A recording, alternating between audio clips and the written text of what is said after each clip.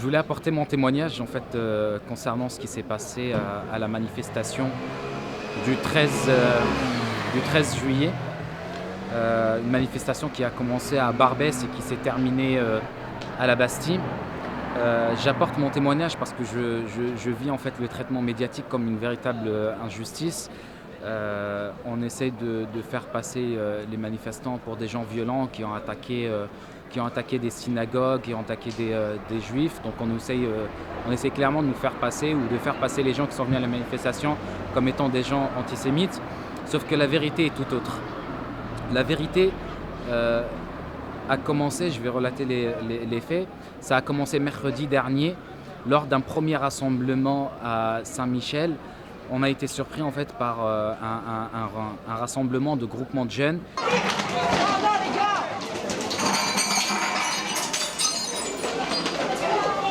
La FDJ, groupuscule terroriste, interdit aux États-Unis et en Israël et en France, vous les protégez. Il s'est avéré que c'était donc la Ligue de défense juive qui ont attaqué le rassemblement. Donc il y a eu une agression, il y a eu plusieurs personnes qui ont reçu des coups. Les CRS ou la gendarmerie mobile qui était présente a séparé par la suite, mais n'a aucunement essayé à aucun moment d'arrêter les agresseurs, d'arrêter les coupables. Ils ont tout simplement fait un cordon pour séparer les deux parties et ça s'est arrêté là. À partir de là, le lendemain, il y a eu un message de la part de la LDJ sur leur page Facebook officielle. Ils disaient comme quoi ils étaient venus, qu'ils ont bastonné, qu'ils avaient ce qu'ils avaient à faire et que désormais à chaque manifestation pro-palestinienne, ils viendraient en marge de la manifestation ou en fin de cortège pour, là je reprends leurs mots, pour raccompagner à leur façon les manifestants pro-palestiniens.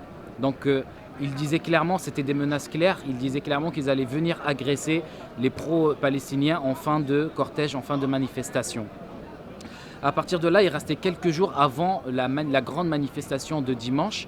Et là, tous les jours, il y a eu donc sur les réseaux sociaux, des messages, des tweets, des statuts sur Facebook, etc. où les membres de la LDJ ont multiplié les provocations, invitant les gens à venir les rejoindre. Donc en fait, ils ont lancé un grand appel entre eux pour venir se regrouper le jour de notre manifestation à 5 minutes à pied, mais vraiment à 5 minutes à pied de l'endroit où devait se terminer la manifestation, c'est ce ne dire la provocation que c'est, et qui cherchait vraiment l'altercation. Donc ils se sont donné comme point de rendez-vous la synagogue la plus proche de notre manifestation, du point de chute de notre manifestation. Et ils ont multiplié, tous les jours, ils ont multiplié les provocations, appelant les propalos à venir les rejoindre s'ils voulaient en découdre. On a essayé de contenir, donc on a essayé de gérer au mieux pour que toute la manifestation, tout le cortège se passe bien.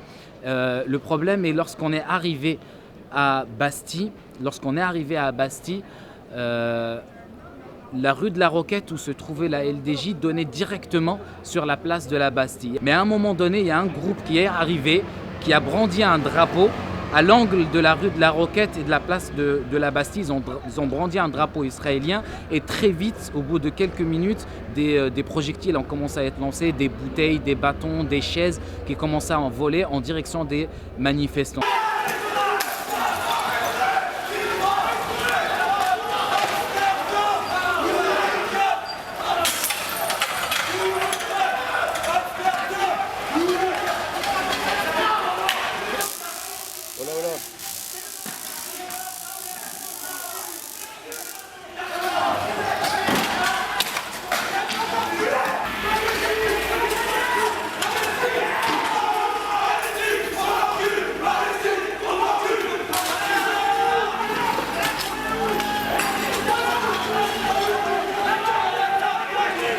Ça va être marrant.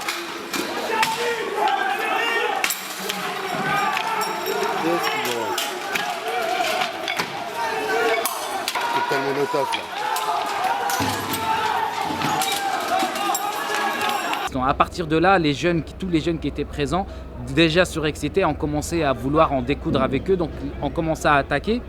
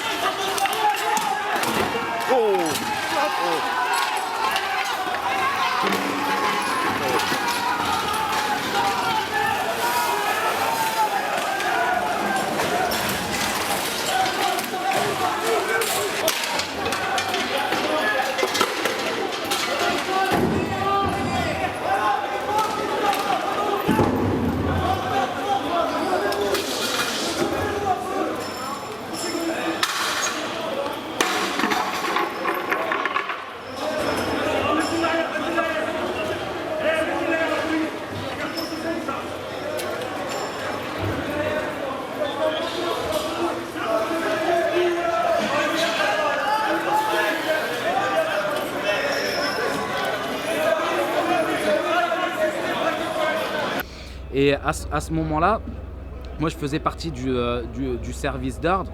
On a appris que de l'autre côté, donc dans la rue de la Roquette, il y avait déjà des personnes qui étaient dans cette rue, des pro-palestiniens, des familles, des pères de famille, des mères de famille, des enfants, qui rentraient chez eux. Pourquoi? Parce que la station de métro Bastille était fermée. Donc on a voulu aller les aider ou aller les récupérer pour leur faire prendre une autre station de métro. À ce moment-là, on a trouvé des personnes qui s'étaient fait agresser. 3 personnes étaient ensanglantées, s'étaient déjà fait agresser par la LDJ qui était venue provoquer. Donc on les a évacués, on a invité tout le monde à quitter la rue de la Roquette. Après, je ne sais pas je ne suis pas arrivé jusqu'à l'endroit de la synagogue, donc je ne sais pas ce qui s'est passé exactement là-bas, mais en tout cas tout ce qui s'est passé, toute altercation qu'il y a eu ce jour-là était due aux provocations de la LDJ qui, je le rappelle, a agressé des gens mercredi et a agressé des gens en marge de la manifestation dimanche en fin de manifestation aux abords de la place de la Bastille. Donc pour faire simple, en fait, cette manifestation, on l'a prévue en urgence, avec l'urgence de la situation en Palestine actuellement et du massacre qui se fait à Gaza. Mais, mashallah, subhanallah, franchement, alhamdoulilah, on a réussi à rassembler énormément de monde, beaucoup plus que ce qu'on aurait espéré. On s'attendait vraiment 3, 4, voire 5 000 personnes. On parle maintenant de 20 à 30 000 personnes qui sont venues à la manifestation. Donc alhamdoulilah, ça s'est plutôt bien passé. Les gros cortèges, il y avait beaucoup de gens, les gens étaient vraiment remontés contre ce qui se passe. Et nous, notre message, on a pu plus ou moins le faire passer à travers nos slogans. Le message, il était simple pour la manif. C'était déjà dénoncer la situation actuelle, qui est une situation d'urgence. Mais également rappeler qu'en Palestine, ce n'est pas juste aujourd'hui qu'il se passe quelque chose, mais c'était toute cette période-là, il y a eu beaucoup d'événements, beaucoup de problèmes, et que c'est juste un nouveau cap de la violence qui a été franchi. Dénoncer le silence de la communauté internationale et la complicité de la France avec ce qui se passe notamment, et de certains pays, parce qu'il y a une réelle collaboration qui se met en place. Mais aussi, dans le discours, on ne voulait pas juste donner un discours d'apitoiement sur le sort du peuple palestinien. On était là aussi pour rappeler qu'il y a la résistance palestinienne et qu'il faut la soutenir, au moins dans le discours, qu'il faut la soutenir et faire des actions concrètes sur le terrain comme manifester et boycotter. Donc on était là aussi pour apporter, en tout cas montrer notre soutien total et inconditionnel à la résistance palestinienne sous toutes ses formes, quelles qu'elles soient. Si vous voulez, la LDJ avait dit qu'il viendrait à chaque manifestation pro-palestinienne pour raccompagner, entre guillemets, les pro-palestiniens chez eux et disperser les manifestations, c'est-à-dire en gros frapper des gens, principalement des femmes isolées, des gens isolés, souvent à plusieurs, et armés, c'est-à-dire que on sait de notre service d'ordre et on a des vidéos comme quoi les gens de la LDJ sont venus armés. Personne chez nous n'est venu armé. Notre service d'ordre n'était pas armé, il a dû gérer une situation très compliquée où il avait face à lui des gens qui étaient là vraiment pour faire du mal. Et il faut se rappeler aussi, on parle de cet incident aujourd'hui parce qu'il y a une synagogue qui est en jeu. Il faut savoir une chose, de un, la synagogue à aucun moment n'a été visée dans les incidents qu'il y a pu y avoir. Les manifestants qui étaient un peu remontés ne faisaient que répondre aux agressions de la LDJ parce que la LDJ a agressé des gens à cette manifestation-là, notamment des familles isolées qui quittaient la manifestation parce que la station Bastille avait été fermée. Ils avaient des drapeaux d'Israël, ils criaient LDJ, Palestine, bon bref, voilà, ils insultaient. Personnellement, je suis français, j'ai rien à voir dans ce conflit-là, mais je suis humain. Donc j'étais là vraiment pour montrer mon soutien envers la Palestine et envers les peuples opprimés. Maintenant, de voir que ça s'est passé comme ça, de voir surtout qu'ils étaient soutenus par la police, tout ça, et que derrière, ils avaient prévenu qu'ils allaient faire des choses comme ça, je comprends pas, c'est pas normal en fait. De toute façon, ils s'attaquent qu'à des gens comme ça, hein, des femmes isolées, des pères de famille avec leurs enfants dans les bras. Et, voilà.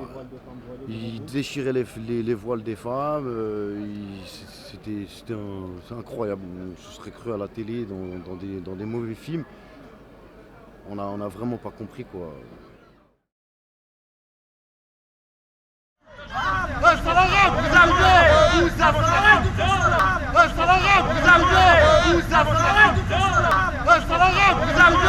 Vous